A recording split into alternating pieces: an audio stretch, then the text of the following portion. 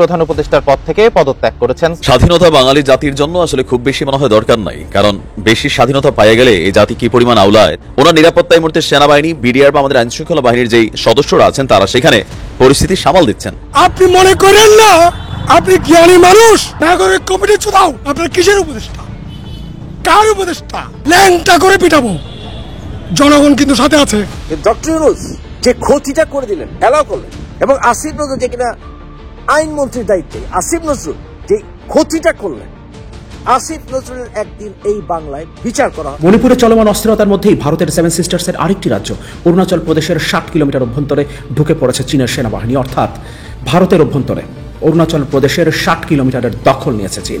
কিন্তু এবার এমন একটা সময়ে চীনা সেনাবাহিনী অরুণাচল প্রদেশের 60 কিলোমিটার ভেতরে ঢুকে পড়ল যখন মণিপুরে অস্থিরতা চলছে, সেখানে বিদ্রোহী গোষ্ঠীর সাথে ভারতীয় বাহিনীর রীতিমতো সম্মুখ যুদ্ধ চলছে। দর্শক, খুবই চাঞ্চল্যকর এবং গুরুত্বপূর্ণ একটি সংবাদ। আমাদের মহামান্য রাষ্ট্রপতি মোহাম্মদ শাহাবুদ্দিন চুপ্পু, তার সেকেন্ড হোম রয়েছে মালয়েশিয়াতে, দুবাইয়ের রেসিডেন্সি রয়েছে এবং তৃতীয় একটি দেশের পাসপোর্ট হোল্ডার। বাংলাদেশের রাষ্ট্রপতি শাহাবুদ্দিন চুপ্পুকে নিয়ে একটি তথ্য প্রকাশ করেছেন যে শাহাবুদ্দিন চুপ্পু মালয়েশিয়ায় সেকেন্ড হোম নিয়েছেন, অর্থাৎ মালয়েশিয়ায় প্রায় 1.5 লক্ষ রিঙ্গিতের বেশি তিনি বিনিয়োগ করেছেন। আমি হিরো আলমের পেজে একটা ভিডিও দেখেছি যে হিরো আলমের সাথে কিছু লোক নামছে উপর থেকে, তারা কথা বলছে, সেলফি তুলছে। অদ্ভুত বিষয় হলো তারাই আবার দেখলাম হিরো আলমকে মারছে।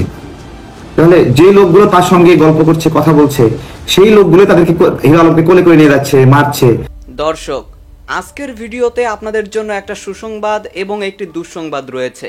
দর্শক, দুঃসংবাদটি হচ্ছে ডক্টর মোহাম্মদ ইউনূসকে কেন্দ্র করে যেই চক্রান্তটি করা হয়েছিল, অবশেষে সেই চক্রান্তটি সফল হয়েছে। দর্শক, কি সেই চক্রান্ত সেটি আশা করছি আপনারা আজকের নিউজটি সম্পূর্ণ মনোযোগ সহকারে দেখলেই বুঝতে পারবেন। ভারতের বিভিন্ন রাজ্যগুলোর মধ্যে চীনের সেনারা ঢুকে পড়েছে, এমনকি সেগুলো দখলও নিয়েছে অনেক জায়গায়। দর্শক, এর পরবর্তীতে তারা আসলে কোন কোন রাজ্যগুলোতে হামলা করতে পারে বা তাদের শক্তি অনুযায়ী তারা আসলে ভারতে কতটুকু আগ্রাসন চালাতে পারবে, দর্শক আপনারা সেটিও জানতে পারবেন। এমনকি দর্শক, এরই সাথে সাথে আপনারা কিন্তু সকলেই ইতিমধ্যে জেনে গিয়েছেন আদালত চত্বরে হিরো আলমের উপর হামলা করেছে বিএনপি নেতাকর্মীরা। কিন্তু না, আপনারা ভুল জেনেছেন, এখানে হিরো আলম ভয়ঙ্কর একটি খেলা খেলেছে। তো দর্শক, কি খেলাটি আসলে সে তলে তলে খেলেছে সেটিও আপনারা জানবেন। এমনকি রাষ্ট্রপতি শাহাবুদ্দিন চুপ্পুর কিছু ভয়ঙ্কর তথ্য ফাঁস হয়েছে যে তিনি অন্য দেশের নাগরিকত্ব পেয়েও বাংলাদেশের রাষ্ট্রপতি কিভাবে থাকেন। দর্শক, এমনই প্রশ্ন উঠছে। তো প্রিয় দর্শক, আমি আর বেশি কথা বাড়াবো না। এই ভিডিওর শুরুতে আপনাদের যে ভিডিওগুলোর অংশবিশেষ দেখিয়ে শুরু করেছিলাম সেই ভিডিওগুলোর বিস্তারিত আলোচনা দেখাবো। তবে তার আগে বলি, যারা এখনো চ্যানেলটি সাবস্ক্রাইব করেননি সকলে চ্যানেলটি সাবস্ক্রাইব করে পাশে থাকা বেল আইকনটি বাজিয়ে দিবেন। আর যারা ইতিমধ্যেই সাবস্ক্রাইব করে রেখেছেন তাদের সকলকে অসংখ্য ধন্যবাদ। তো চলুন একটি লাইক দিয়ে আমরা ধারাবাহিকভাবে সবগুলো ভিডিওর বিস্তারিত আলোচনা দেখে আসি। বাংলাদেশের রাষ্ট্রপতি শাহাবুদ্দিন চুপ্পুকে নিয়ে একটি তথ্য প্রকাশ করেছেন যে শাহাবুদ্দিন চুপ্পু মালয়েশিয়ায় সেকেন্ড হোম নিয়েছেন, অর্থাৎ মালয়েশিয়ায় প্রায় 1.5 লক্ষ রিঙ্গিতের বেশি তিনি বিনিয়োগ করেছেন। দুবাইয়ে তার ব্যবসা আছে, সেখানে তিনি বিনিয়োগ করেছেন, আরও অনেক কিছু করেছেন। তারপর তার ফেসবুক স্ট্যাটাসে তিনি এটা পরিষ্কার করেছেন। শাহাবুদ্দিন চুপ্পু যখন দুর্নীতি দমন কমিশনে ছিলেন তখন থেকেই তার সঙ্গে একটা ধরনের যোগাযোগ ছিল। এখন আছে কিনা জানি না, তিনি আমাকে ডিলিট করে দিয়েছেন কিনা বা তিনি আমাকে বাদ দিয়ে দিয়েছেন কিনা জানি না। ফেসবুকেও আমরা বন্ধু ছিলাম, সেটা বিষয় নয়। আমার সাথে যোগাযোগ থাকলো কি থাকলো না সেটা বিষয় নয়। বিষয়টি হচ্ছে যে শেখ হাসিনা কোন ধরনের মানুষকে ক্ষমতায়ন করেছেন। শাহাবুদ্দিন চুপ্পুর বিরুদ্ধে যে অভিযোগ, তিনি মালয়েশিয়ার সেকেন্ড হোম নিয়েছেন, দুবাইয়ে ব্যবসা করছেন, আরও কোনো জায়গাতে তিনি ব্যবসা করছেন, বিনিয়োগ করেছেন, বাংলাদেশের অন্য কোনো একটি দেশের পাসপোর্ট চেয়েছেন বা পাসপোর্ট পেয়েছেন, এরকম ব্যাপার। বাংলাদেশের নাগরিক নয়, অন্য কোনো দেশের নাগরিক, সেরকম একজন মানুষকে শেখ হাসিনা রাষ্ট্রপতি বানিয়েছেন। এই তথ্য কি ঠিক? এই তথ্যটি যদি 5 আগস্টের আগে প্রকাশ করা হতো তাহলে সরকারের যে প্রোপাগান্ডা মেশিন তারা সবাই মিলে অস্বীকার করত যে এর তথ্য সত্যি নয়। সরকারের যে প্রোপাগান্ডামূলক গণমাধ্যম যারা এখন পলাতক, তারা সবাই মিলে বলার চেষ্টা করতো যে না, এই তথ্য সত্যি না। কিন্তু এখনকার প্রেক্ষাপট একটু আলাদা। এখন গণমাধ্যমের সেই প্রোপাগান্ডা নাই সরকারের পক্ষে। এখন সরকারের কাছে আমাদের দাবি, বর্তমান সরকারের কাছে আমাদের দাবি, ডক্টর মোহাম্মদ ইউনূসের সরকারের কাছে আমাদের দাবি, চুপ্পুর বিরুদ্ধে যে অভিযোগ আসলো যে তিনি মালয়েশিয়ার সেকেন্ড হোম নেওয়ার জন্য 1.5 লক্ষ রিঙ্গিত বিনিয়োগ করেছেন, দুবাইয়ে বিনিয়োগ করেছেন, অমুক দেশের পাসপোর্ট নিয়েছেন, এই তথ্য কি সত্যি? সত্যি কি অসত্য আমি সেটা নিশ্চিত করে বলছি না। সরকারের কাছে দাবি করছি এটা পুঙ্খানুপুঙ্খ তদন্ত করা অনতি বিলম্বে, সেটা দেশের জনমানুষকে জানানো। একজন ব্রিটিশ নাগরিক শামসুদ্দিন চৌধুরী মানিক বিচারপতি, তাকে শেখ হাসিনা বিচারপতি বানিয়েছিলেন। বিদেশি কোনো নাগরিককে, পাসপোর্ট হোল্ডারকে বিচারপতি বানানো যায় না, কিন্তু শেখ হাসিনা বানিয়েছিলেন। এই সংবাদটি যখন বাংলাদেশের গণমাধ্যম, সম্ভবত আমার দেশ প্রকাশ করেছিল, গণমাধ্যম যা প্রকাশ করেছিল, আমার দেশের বিরুদ্ধে ব্যবস্থা নেওয়া হয়েছিল, সম্পাদক মাহমুদুর রহমানের বিরুদ্ধে ব্যবস্থা নেওয়া হয়েছিল, কিন্তু মানিকের বিরুদ্ধে কোনো ব্যবস্থা নেওয়া হয়নি। এখন চুপ্পুর বিরুদ্ধে অভিযোগ আসছে, আরও অনেকের বিরুদ্ধে অভিযোগ আসছে। হাসান মাহমুদ বেলজিয়ামের নাগরিক, আরাফাত আমেরিকান নাগরিক, ইত্যাদি ইত্যাদি অভিযোগ আসছে। এখন এই যে শেখ হাসিনার সাঙ্গপাঙ্গরা, যারা বিদেশি পাসপোর্ট নিয়ে এসে এখানে এমপি হয়েছেন, যারা বিদেশি পাসপোর্ট নিয়ে এসে এখানে মন্ত্রী হয়েছেন, যারা বিদেশি পাসপোর্ট নিয়ে এসে এখানে বিচারপতি হয়েছেন, যারা বিদেশি পাসপোর্ট বিদেশে বিনিয়োগ করে এসে এখানে রাষ্ট্রপতি হয়েছেন, এবং তিনি রাষ্ট্রপতি হওয়ার জন্য বাংলাদেশ ব্যাংকের অনুমতি নিয়ে একটি টাকাও বিদেশে নিয়ে যাননি, তাহলে এই টাকাটি তিনি কীভাবে নিয়েছেন? অবৈধভাবে নিয়েছেন, পাচার করেছেন। রাষ্ট্রপতির বিরুদ্ধে পাচারের অভিযোগ, সেই অভিযোগটি তদন্ত হওয়া দরকার, সত্য কি মিথ্যা। আরেকটি কথা হলো, রাষ্ট্রপতি আসলে কে? রাষ্ট্রপতি কি শাহাবুদ্দিন চুপ্পু, না রাষ্ট্রপতি তার ছেলে আরশাদ হোসেন নাকি নাম? কে রাষ্ট্রপতি? মানে রাষ্ট্রপতি পদটাকে ব্যবহার করে কত রকমের অনৈতিক এবং অন্যায় কর্মকাণ্ড যে শাহাবুদ্দিন চুপ্পু এবং তার পরিবার মিলে করেছে, তার হিসেব করবে কে? অতীতে কেউ হিসেব করতো না, কিন্তু এখন হিসেব করার সময় এসেছে। এখন সরকারের এই হিসেবটি করতে হবে। আরশাদ হোসেন রাষ্ট্রপতির নাম ব্যবহার করে কি কি অপকর্ম করেছেন, কোথায় কোথায় অপকর্ম করেছেন, কি কি ব্যবসা করেছেন, কি কি অনৈতিক কর্মকাণ্ড করেছেন, সেটা তদন্ত হতে হবে। রাষ্ট্রপতির বিরুদ্ধে যে অভিযোগ আজকে আনা হলো, সেই অভিযোগের তদন্ত হতে হবে। হিরো আলম ওবায়দুল কাদেরের বিরুদ্ধে মামলা করতে যাচ্ছে বগুড়ার কোর্টে। আওয়ামী লীগের বিরুদ্ধে যদি হিরো আলম মামলা করতে যায়, আপনাদেরকে একটা প্রশ্ন করি, বিএনপি কেন হামলা করবে? তাহলে কি বিএনপি আর আওয়ামী লীগ জোটবদ্ধ হয়েছে হিরো আলমকে মারার জন্য? এই প্রশ্নটা রেখে আমি আমার কথা শুরু করছি। আমি হিরো আলমের পেজে একটা ভিডিও দেখেছি যে হিরো আলমের সাথে কিছু লোক নামছে উপর থেকে, তারা কথা বলছে, সেলফি তুলছে। অদ্ভুত বিষয় হলো, তারাই আবার দেখলাম হিরো আলমকে মারছে। তাহলে যে লোকগুলো তার সঙ্গে গল্প করছে, কথা বলছে, সেই লোকগুলো তাদেরকে হিরো আলমকে কোলে করে নিয়ে যাচ্ছে, মারছে। মানে বিষয়টা আমার কাছে, এবং এই ভিডিওটা আবার দেখলাম ডিলিটও হয়ে গেছে, নাই ভিডিওটা। প্রথমে দেখলাম, পরে দেখি আবার নাই। তো এটা আমার একটা প্রশ্ন। আরেকটা প্রশ্ন হলো যে হিরো আলমকে অবশ্যই বাংলাদেশের নাগরিকরা কান ধরে উঠবস করানোর অধিকার রাখে কিনা, বা বগুড়াবাসী অন্তত কান ধরে উঠবস করার মানে অবস্থা রাখে কিনা। প্রথমত হলো, বগুড়া একটা বিএনপি অধ্যুষিত এলাকা, এখানে অধিকাংশ মানুষ বিএনপি। তো বিএনপির একটা সাংগঠনিক সিদ্ধান্ত ছিল যে এই নির্বাচনে আমরা কেউ অংশগ্রহণ করব না, এরকম একটা সাংগঠনিক সিদ্ধান্ত ছিল। এবং যারা গণতন্ত্রের পক্ষে ছিল তারা সবাই মিলে আমরা ঐক্যমত ছিলাম যে আমরা কেউই হাসিনার অধীনে নির্বাচনে অংশগ্রহণ করব না। কিন্তু হিরো আলম এমপি হওয়ার লোভ থেকে বারবার হাসিনার অধীনে নির্বাচনে অংশগ্রহণ করেছে। নির্বাচনে অংশগ্রহণ করে হাসিনার নির্বাচনকে বৈধতা দেওয়ার চেষ্টা করেছে সে। এই যে একটা তৎপরতা, এখান থেকে বগুড়াবাসীর একটা ক্ষোভ থাকতে পারে যে তাকে সামনে পেলে কান ধরে উঠবস করাবে। এটা হলো আমার একটা জাজমেন্ট। এরপরে আসি যে দেখেন, আমার কথা কিন্তু সব বিরোধী হয়ে যাচ্ছে। আমি প্রথমে বলছি যে আওয়ামী লীগের বিরুদ্ধে মামলা করলে বিএনপি কেন হামলা করবে? হামলা করলে আওয়ামী লীগ করতে পারে। আবার আমি বলছি যে বগুড়ার জনগণ এই হাসিনার অধীনে নির্বাচনের যাওয়ার বিষয়ে ক্ষুব্ধ, এবং হিরো আলমকে তারা ভৎসনা করে যে সে কেন এই নির্বাচনে গেল বগুড়ার একজন সন্তান হয়ে। দেখেন, সামগ্রিকভাবে সারা দেশে আন্দোলন থেমে গেলেও বগুড়ায় কিন্তু আন্দোলন থামে নাই। আবার সামগ্রিকভাবে এখন সারা দেশে আওয়ামী লীগ পালায় গেলেও আপনার হলো গোপালগঞ্জ কিন্তু আপনার হলো মানে থামে নাই। অর্থাৎ এই যে দুজন মহান ব্যক্তির জন্ম দুইটা জায়গায়, একটা হলো বগুড়া এবং একটা হলো গোপালগঞ্জ, এই কারণে যদি সুবিধা পায় কোন অঞ্চলের মানুষ, তাহলে যেই ব্যক্তির দল ক্ষমতায় থাকে তারা বেশি সুবিধা পায়। আবার যখন ওই ব্যক্তি যখন চলে যায়, তখন সব জায়গার চেয়ে ওই জায়গাতেই বেশি নিপীড়নের শিকার হয়। ঠিক আছে, যেমন সবচেয়ে বেশি নিপীড়ন বগুড়াতে হয়েছে, আবার এই সময়ে সবচেয়ে বেশি প্রতিরোধ গোপালগঞ্জে হচ্ছে। এবং গত কয়েকদিনের আগে আপনারা গান গাইলেন, পূর্ব দিগন্তে সূর্য উঠেছে, পাসালাল পাসালাল পাসালাল, মানে আপনারা গান গাইলেন, সেনাবাহিনী গিয়ে গোপালগঞ্জবাসী পাসালাল করছে। এইভাবে তো অন্য এলাকায় করেনি। অর্থাৎ সুবিধা গ্রহণের সঙ্গে ওই এলাকার নাগরিকদের নিপীড়ন হওয়ার একটা আশঙ্কা থাকে। এরকম পরিস্থিতিতে বগুড়াবাসী কিন্তু লড়াই করছিল ফ্যাসিবাদের বিরুদ্ধে সবচেয়ে বেশি। সেই কারণে তাদেরই ক্ষোভ ছিল যে বগুড়ার সন্তান হয়ে হিরো আলম কেন বারবার হাসিনার অধীনে নির্বাচনে যাচ্ছে। এইবার আসি যে এই হামলায় আসলে কারা অংশ নিয়েছে। হামলাটা হয়েছে কোর্টের ভিতরে, তাই না? কোর্টের ভিতরে হামলা হয়েছে। হামলাতে অংশ নিয়েছে কারা? মুহুরিদের সংগঠন, এবং মুহুরিদের সংগঠনের সাধারণ সম্পাদক সহ নেতৃবৃন্দ যারা ওখানে আছে, তারা এই 2 দিন আগেও জয় বাংলা স্লোগান দিছে এই কোর্টের ভিতরে। তাহলে এই জয় বাংলা স্লোগান দেওয়া লোকগুলো আজকে হিরো আলমের উপর হামলা করছে, তা ওবায়দুল কাদেরের বিরুদ্ধে মামলা করার কারণে, হ্যাঁ, আওয়ামী লীগের বিরুদ্ধে মামলা করার কারণে, ইলেকশন কমিশনের বিরুদ্ধে মামলা করার কারণে। তাহলে এই জায়গায় বিএনপি কিভাবে হামলা করে? আমি আসলে অনেকভাবে হিরো আলমের সাথে যোগাযোগ করার চেষ্টা করছি কোন কোন বিএনপি নেতা হামলা করলো নামগুলো জানার জন্য। কারণ যেহেতু আমি বগুড়া সন্তান, আমি বিএনপি নেতাদের চিনি, এই ছবির মধ্যে আমি কাউকে বিএনপি নেতা পাচ্ছি না। তাই আমার হিরো আলমের কাছ থেকে শোনার ইচ্ছা যে হিরো আলম ভাই, আপনার উপরে কোন কোন বিএনপি নেতা হামলা করলো তাদের নামটা একটু প্রকাশ করেন। সব ছবি আপনার পেজে আছে, সব ভিডিও আপনার পেজে আছে, যেহেতু সবকিছু আছে সেহেতু খুঁজে বের করা সম্ভব। কিন্তু আমরা আবিষ্কার করেছি এখানে আওয়ামী লীগ নেতা, মুহুরিদের নেতা, কোর্টের যে মুহুরিরা আছে সেখানে আওয়ামী লীগ নেতা, সে আপনার উপর হামলা করছে, এটা আমরা একটা পেয়েছি। এটা আমরা যেরকম পাইলাম ওইরকম ভাবে আপনিও একটু মার্ক করে দেন যে কোন কোন বিএনপি নেতা এখানে হামলায় অংশ নিয়েছিল। যেহেতু বিএনপি সম্ভাব্য ক্ষমতায় আসার মতো একটা দল, সেহেতু বিএনপির দোষ হওয়া খুবই স্বাভাবিক। আর যেহেতু বগুড়ায় বিএনপি বেশি, সেহেতু বিএনপির দোষ হওয়া খুবই বেশি। কিন্তু আমরা দেখছি আওয়ামী লীগের রনি আপনার উপর হামলা করছে, আবার আপনার সাথে লোকগুলো আপনার সঙ্গে উঠলো, তারাই আবার আপনার উপর হামলা করছে, তারা আপনার সাথে সেলফি তুললো, তারাই আপনার উপর হামলা করছে। এই পুরো বিষয়টা আমার কাছে মনে হচ্ছে যে, আপনি একটা বিষয় কথা বললেন যে ডিবি হারুন আপনাকে দিয়ে রুহুল কবিরের বিরুদ্ধে মামলা করেছে। আচ্ছা, আমি তো রাজনীতি করি, আমাকে ডিবি কয়বার উঠে নিয়ে গেছে, আমাকে মারধর করছে।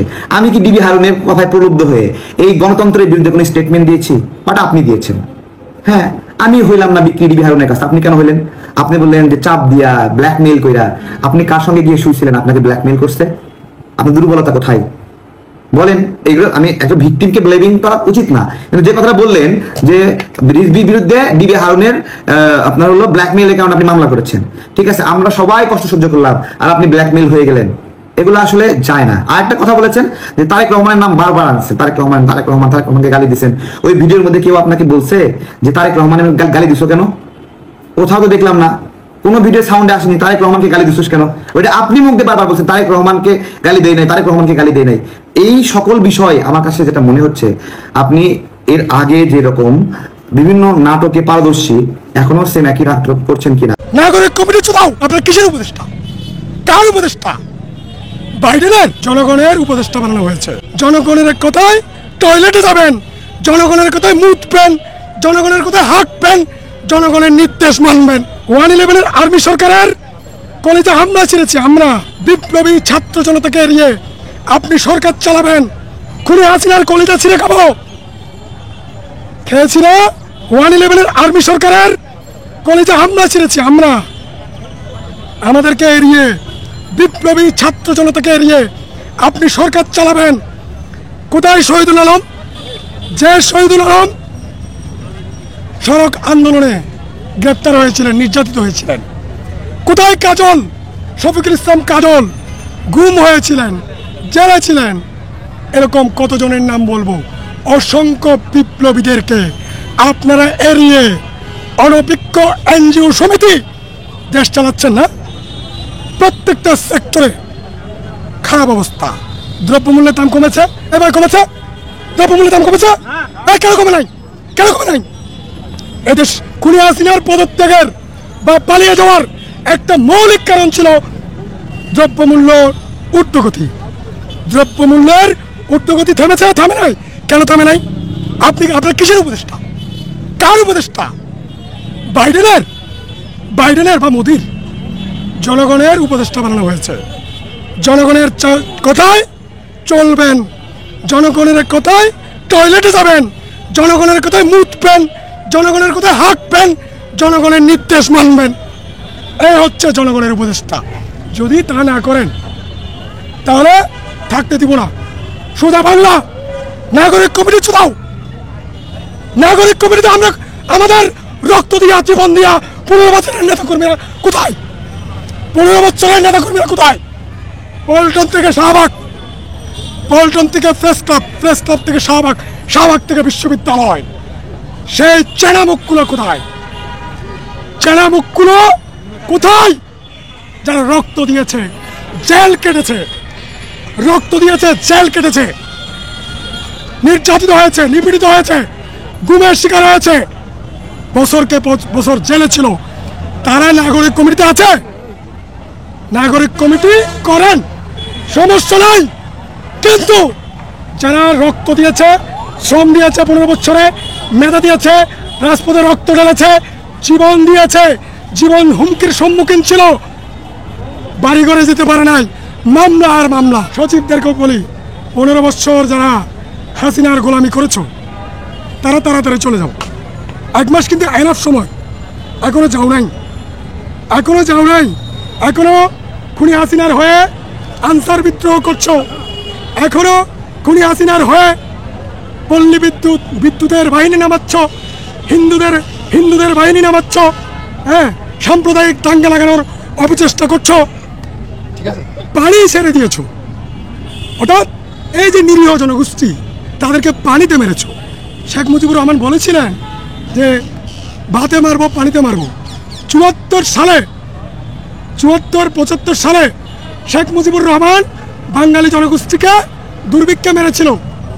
এই দুর্ভিক্ষে যে মারা, দুর্ভিক্ষে কত লক্ষ লোক মারা গেছে সে পরিসংখ্যান কোনো সরকার এখনো দেয় নাই। তা বলেছিল ভাতে মারবো, তিনি ভাতের ঠিকই মেরেছিলেন, তার সাঙ্গ ভাঙ্গ দিয়ে ভাতে মেরেছিলেন।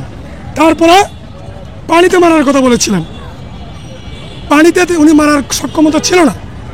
ওনার মেয়ে বাংলাদেশ থেকে পলাতক হয়ে ভারতকে ম্যানেজ করে পানিতে মারল। এই হচ্ছে অবস্থা।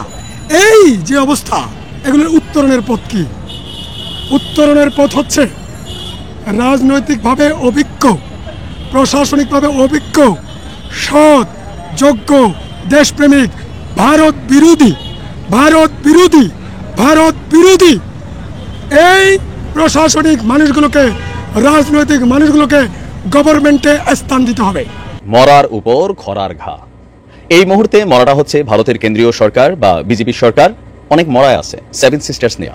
7 সিস্টার্সের খুবই অন্যতম একটা অঙ্গরাজ্য যেটা হচ্ছে আপনার মণিপুরে চলছে এক ঘটনা, এর মাঝখানে আরো দুঃসংবাদ হচ্ছে খরার ঘা হচ্ছে চীনারা 7 সিস্টার্সের একটা অংশে ঢুকে প্রায় 60 কিলোমিটার জায়গা নিজেদের দখলে নিয়ে নিয়েছে। অপরদিকে 7 সিস্টার্সে ভাঙন বা ফাটল ধরে গেছে বলেই বিশ্লেষকরা বলছেন দীর্ঘদিন যাবৎ বিজেপি সরকারের যে রাজ্যগুলোর প্রতি যে নীতি, সেই নীতিতে আপনি পশ্চিমবঙ্গ দেখেন, মণিপুর দেখেন, আসাম দেখেন, ত্রিপুরা দেখেন, সকল জায়গার মধ্যে কিন্তু একটা ফাটল আছে, আভ্যন্তরীণ কোন্দল আছে। বিজেপি সেখানে খুব বেশি সুবিধাও করতে পারছে না। আমরা যখন নিউজটি করছি, ভারতের উত্তর পূর্বাঞ্চলীয় রাজ্য মণিপুরে ব্যাপক উত্তেজনা বিরাজ করছে গেল গত কয়েকদিন যাবৎ। ড্রোন এবং রকেট হামলা ও বন্দুকযুদ্ধের ফলে সেখানে অনেকেই আপনার মৃত্যুবরণ করেছেন। আর এই সকল কিছুর পর রাজ্যের যিনি মুখ্যমন্ত্রী এন বীরেন সিং, গভর্নর লক্ষণ প্রসাদ আচার্যের সাথে দ্বিতীয়বারের মতন রুদ্ধদ্বার বৈঠক করেছেন।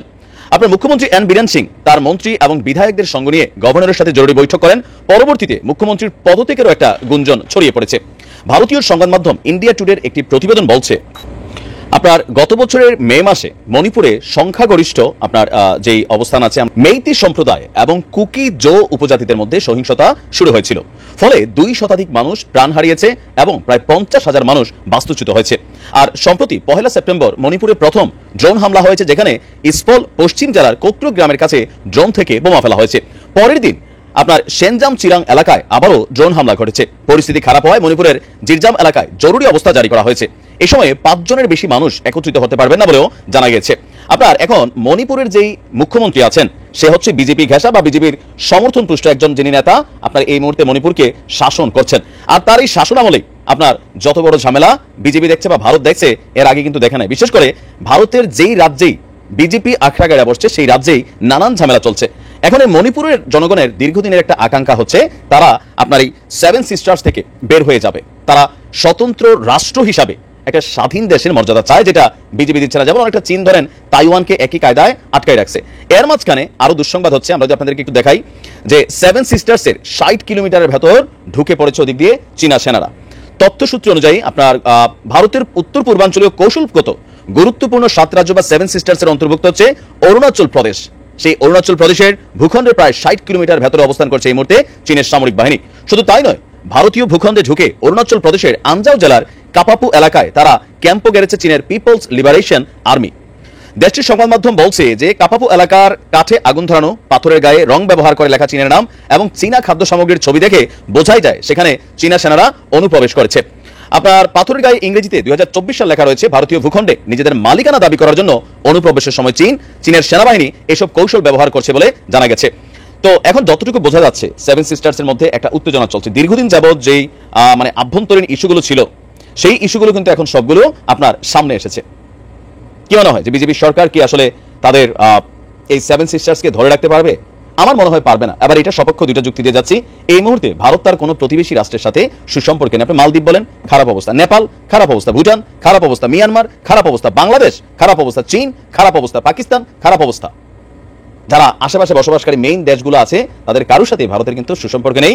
আর এই যে সেভেন সিস্টার্সের মধ্যে উত্তেজনা, সেখানে ভারতের রাজ্য সরকার বলছে যে কিভাবে এত পরিমাণ অস্ত্র সেখানে আপনার ঢুকার সুযোগ হচ্ছে।